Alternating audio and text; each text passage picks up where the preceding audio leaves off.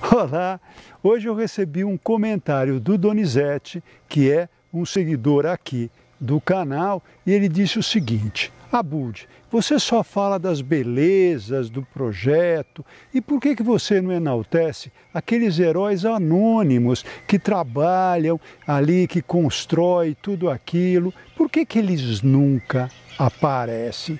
Eu sei muito bem o que ele está falando, porque às vezes eu também quero voltar para um projeto que eu fiz, para um empreendimento, por exemplo, e ninguém me conhece mais. Depois de algum tempo já a gente fica esquecido. E quando eu ligo, o pessoal diz: nós não podemos deixar entrar estranhos aqui no nosso condomínio. Então eu sinto na pele exatamente isso que o Donizete está colocando.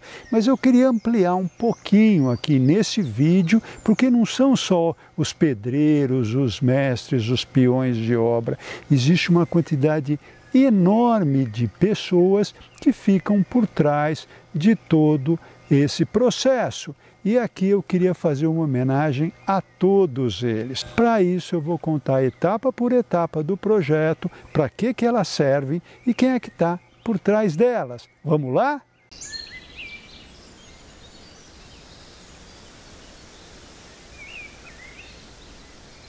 O projeto começa quando chega um trabalho no escritório, que tem um terreno, às vezes tem uma volumetria da arquitetura, às vezes nem isso tem, para a gente fazer um orçamento, o orçamento do projeto paisagístico.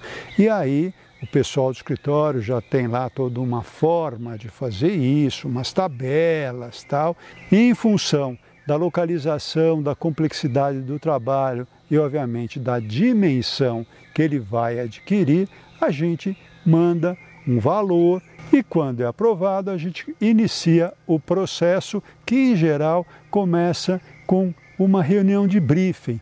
Mas, antigamente, esse briefing era muito assim: aqui eu quero que você faça isso, aquilo, aquilo outro. Hoje em dia já não é mais assim. Hoje em dia é quase que um brainstorm das pessoas que estão participando nesse empreendimento. E quem são as pessoas participantes? Da incorporadora, em geral, tem o diretor de produto e os arquitetos que acompanham todo esse trabalho. Depois, em geral, participa o arquiteto que está desenvolvendo o trabalho, interiores quando tem, às vezes até participa o luminotécnico que vai contribuir ali com a sua expertise. Bem, para isso, normalmente a gente já analisa o terreno, verifica a paisagem pré-existente, se é um local que tem uma vista interessante ou não, se tem uma vegetação ali importante ou não.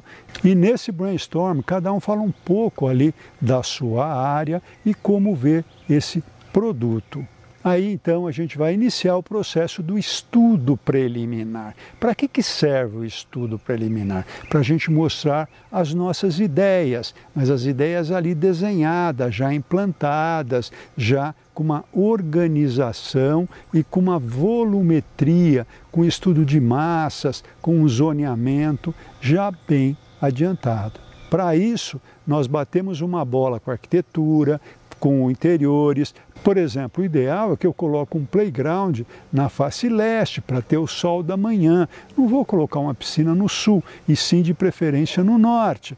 Mas claro, tudo isso então tem que estar muito alinhado com todos os nossos parceiros de projeto.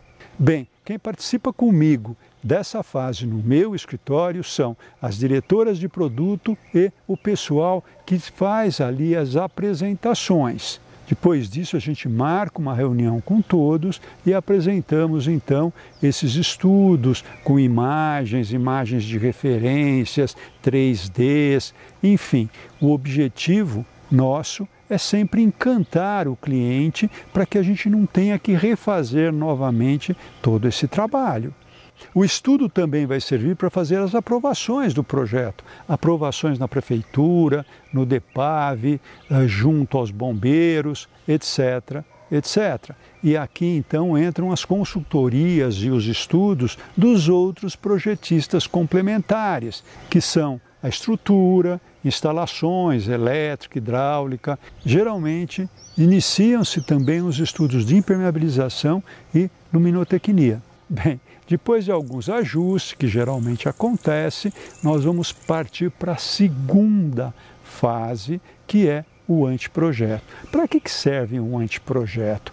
O anteprojeto vai servir para gerar o material de vendas, que são as imagens, a maquete, os vídeos para a internet, para o YouTube, para o Instagram, para o LinkedIn. E também esses vídeos servem para ficar ali no stand mostrando aos clientes como é que foi a concepção do estudo e também para o treinamento dos corretores que fazem a venda desses apartamentos, desse empreendimento. Bem, o anteprojeto exige que a gente estude também os materiais de acabamentos, de pisos, de cores, todos os mobiliários que a gente vai usar, revestimento de piscina e uma volumetria da vegetação um pouco já mais detalhada, que tipo de árvore que a gente vai ter, se tem um arbusto florido ou não, se tem frutíferas ou plantas aromáticas. Por quê? Porque aqui também já começa a entrar a agência que vai fazer toda a campanha desse empreendimento. Às vezes a agência participa desde lá do estudo, que é muito bom, porque aí a gente já tem algum mote para a gente ter então a alma do projeto. Se não, a gente cria essa alma e depois a agência vai trabalhar, às vezes até mudar essa alma. Bem, terminada a fase do anteprojeto, esse empreendimento então vai para vendas. Se tudo correr bem, se as vendas forem bem, nós temos a fase do pré-executivo, que aqui sim nós já temos que fazer as compatibilizações com todos os projetistas complementares. Não adianta eu fazer uma laje já prevendo uma altura, uma carga de vegetação, se o calculista não previu essas cargas que a gente colocou lá no anteprojeto. Preciso olhar se não tem alguma viga invertida, se está tudo ok, olhar também onde estão as caixas de drenagem, senão o jardim fica todo cheio de tampas e isso é muito feio. Enfim, é toda uma fase agora de compatibilização para que o projeto saia redondo. Então aqui nós temos todos esses projetistas com as suas respectivas equipes envolvidas nesse trabalho. Fora também que às vezes a gente tem uma consultoria externa de lagos, de insolação, de ventos, etc, etc. Bem, terminando essa fase, a gente vai para o projeto executivo, que a gente divide em duas etapas. O projeto de obra civil, que vai servir lá para o engenheiro, para o mestre de obra, para os pedreiros, etc. E depois o projeto de plantio, que é o projeto de vegetação, que vai servir para se fazer uma concorrência, para as empresas apresentarem então os seus custos e depois executarem esse trabalho, que é óbvio que eles só vão plantar depois que já tiver executado as lajes, o piso, os revestimentos, enfim, numa fase quase que as obras civis estão terminando. Agora, então, que já está tudo compatibilizado, cada um dos escritórios vai tocar o seu escopo, a sua parte. E o objetivo é pensar o seguinte: que informações eu preciso dar para o engenheiro, para o mestre de obra, para o pedreiro, para que ele execute esse trabalho, esses detalhes da melhor maneira possível. Por quê? Porque não dá para a gente ficar na obra o tempo inteiro junto com esse pessoal explicando como é que é o detalhe do degrau, o detalhe da escada, até porque tem vários elementos que não dependem da gente. Nós temos que seguir normas, seguir leis de acessibilidade, por exemplo. Então, tudo tem que estar muito bem calculado e muito bem claro para que o pessoal não tenha dúvida. Porque cada dúvida que eles tiverem, eles vão ligar para o nosso escritório, a gente vai ter que voltar para o projeto, nessa fase a gente já vai estar tocando outros trabalhos. Então é todo um estresse para poder atender essas questões e realmente, se o projeto estiver bem claro, é melhor para todo mundo. Finalmente, a gente vai tocar o projeto de vegetação, de plantio, que a gente separa ali árvores e palmeiras, arbustos e forrações.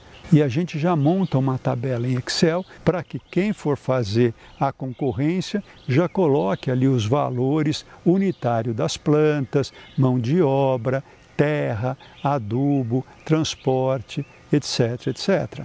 Bem, aí sim é que começam aqueles outros heróis anônimos que o Donizete estava perguntando. Aí vão entrar os engenheiros, os pedreiros, os jardineiros, todos para realizar aquele projeto que, claro, a gente também fiscaliza, mas quanto mais claro tiver todas essas informações, mais compatibilizado tiver o projeto, ele anda melhor, ele realmente alcança um resultado muito mais satisfatório. Então é isso, gente. Esse vídeo é dedicado a esses heróis ocultos, que são muitos. Aliás, a construção civil é uma das indústrias que mais emprega a gente no Brasil, desde gente qualificadíssima até aqueles que não tiveram condições de se qualificar. Então essa é a minha homenagem a todas essas pessoas que participam desse grande processo e termino deixando aquele costumeiro abraço para todos vocês.